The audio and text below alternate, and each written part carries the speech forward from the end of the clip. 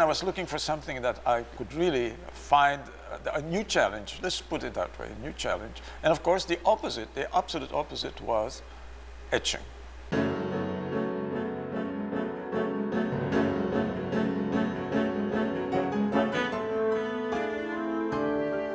You do it on a plate, copper plate.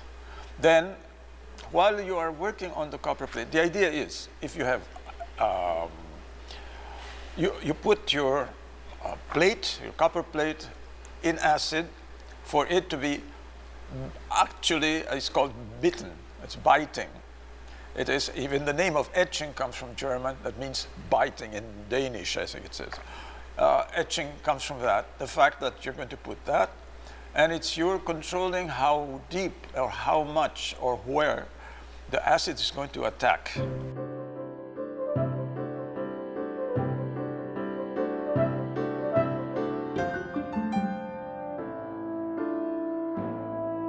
Why did I go that way? I think really, truly, it was this reaction, and it was directly connected with my drawing, because it's very, very graphic.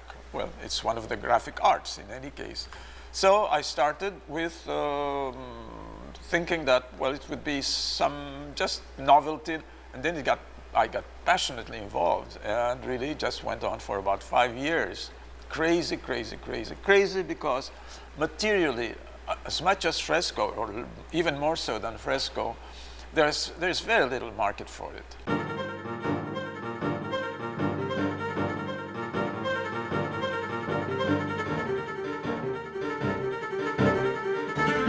I started the etching, and I passionately fell in love with it, and on and on and on and on.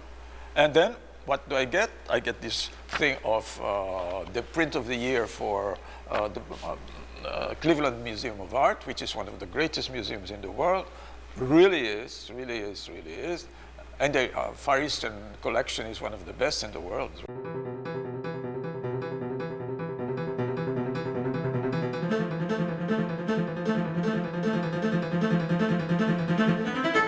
One of the happiest moments in my life was the whole thing was really with excellent people working there, and the curators buy my stuff for themselves, you know. I mean, I never mind, I respect critics, but that to me was the top accolade, really just absolutely marvelous. So the relationship was very good, and even the sales, they were not generally selling there, but well, I had very beautiful sales, and then things continued from then on.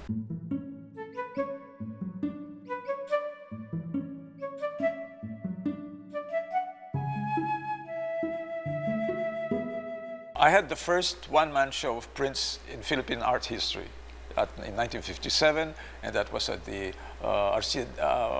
Philippine Art Gallery, PAG, yes. Okay, I did this exhibition, and they would be angry to see the same work. They thought that I was copying myself and selling.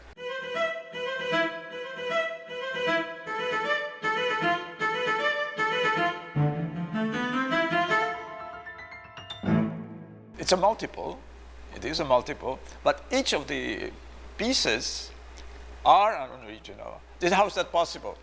And I couldn't find an answer, and a very clear one eventually came to my mind, is your fingerprint will always be an original, always. Forever, even if you're dead, they can still, okay. That means that you can have multiples and still be original, because I did the plate 100%. So it's my work.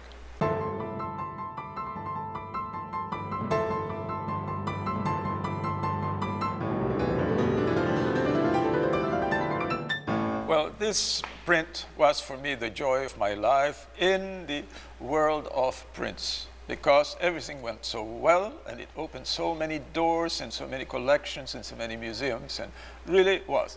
And what really pleased the public, the museum people, and what really got me all happy doing it is the rhythms within the rhythms, you know, the point counterpoint, which made it, of course, each thing had an answer somewhere or a contradiction, whatever.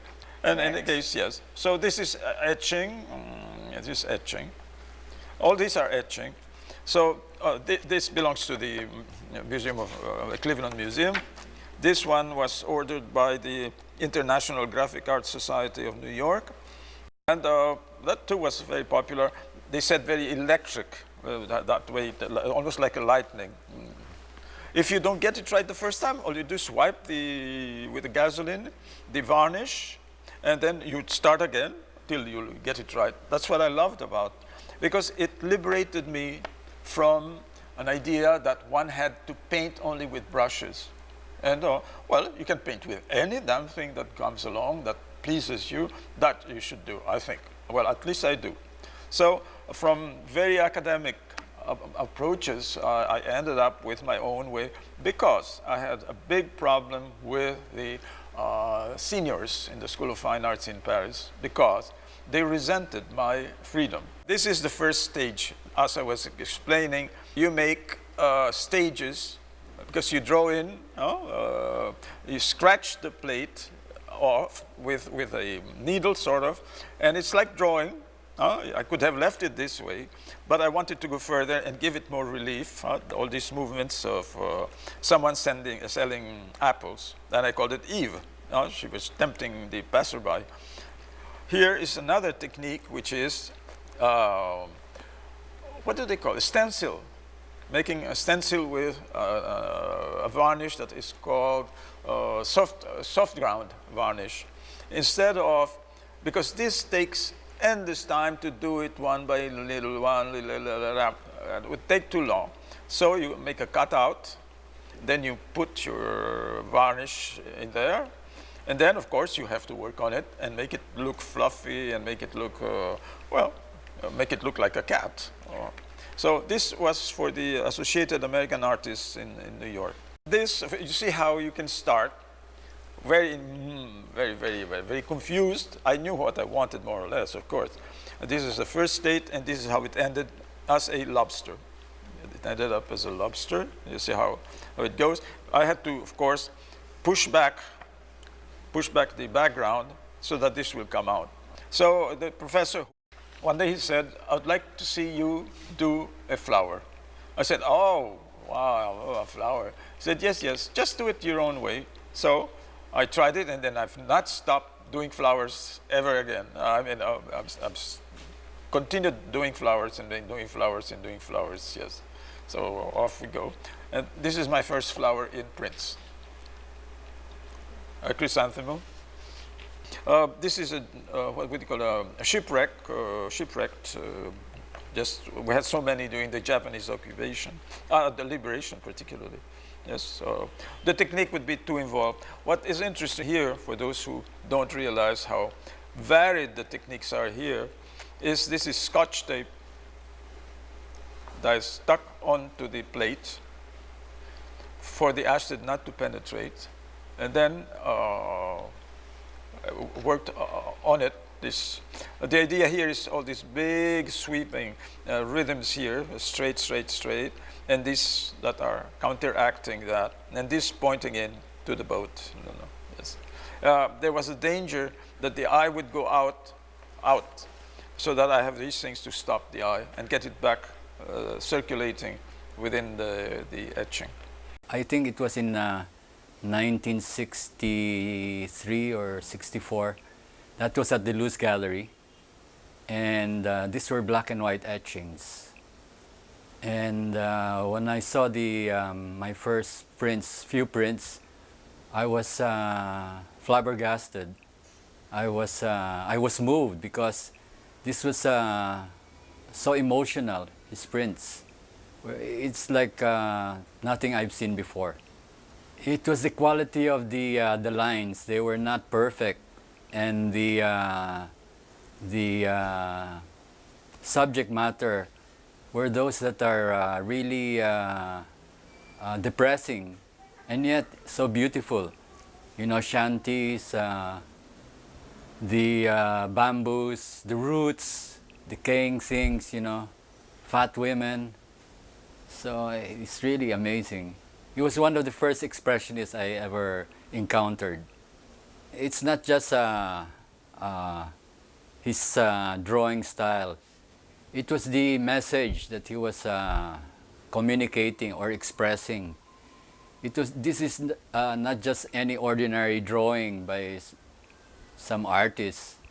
He was making his art or his message higher than others. His vision is a cut above the rest. In Sanso's art, you really see the details.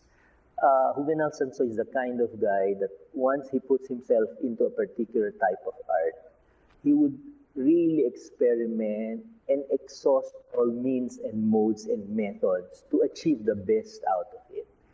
And you can really see and examine the detail in every particular work of art that he will ever.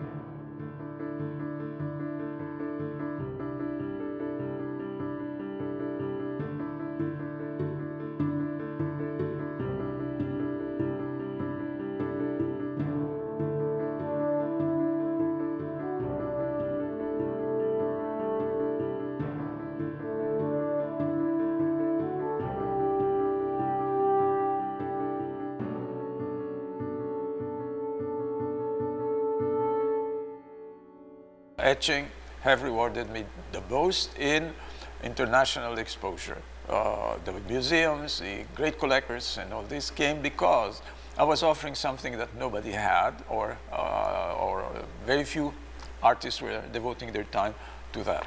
So it's one of the things I tell the young, because kind enough to ask me if there's a formula to be successful. And I say, well, don't do it my way, because it's very hard. I've always dared do what I needed more than what I wanted.